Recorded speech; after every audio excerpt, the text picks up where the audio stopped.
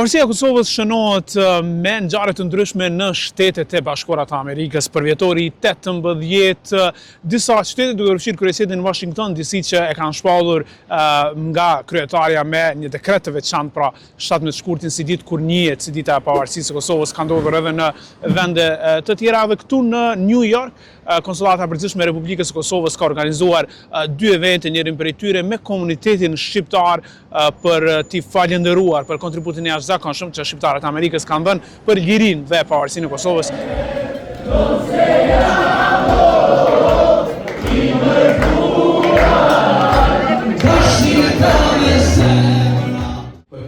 Për rrëfim të suksesit të shtetë demokratik, keni ju të dashur bashkëdhëtarë. Sepse ju ishit ambasador kur Kosova nuk ishte ambasade. Ju ishit zërimi kur në Kosovë kur Kosova ishte pushtuar nga Serbia, ndërka zërimi dëgjoi në Capitol Hill, në White House, në State Department. Prandaj, nga zemra ju faleminderit edhe një herë.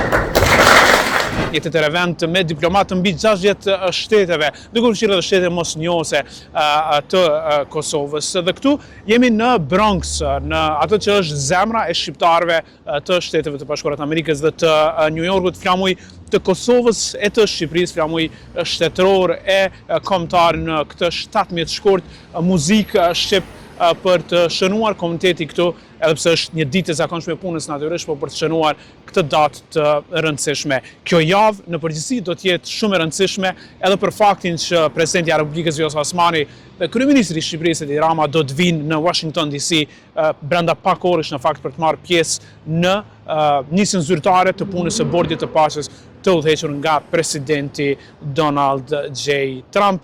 Priten vendime dhe takime të rëndësishme në atë që në fakt mund të jetë udhëtimi i fundit zyrtar i Vjosa Osmanit si presidente në mandatin e parë.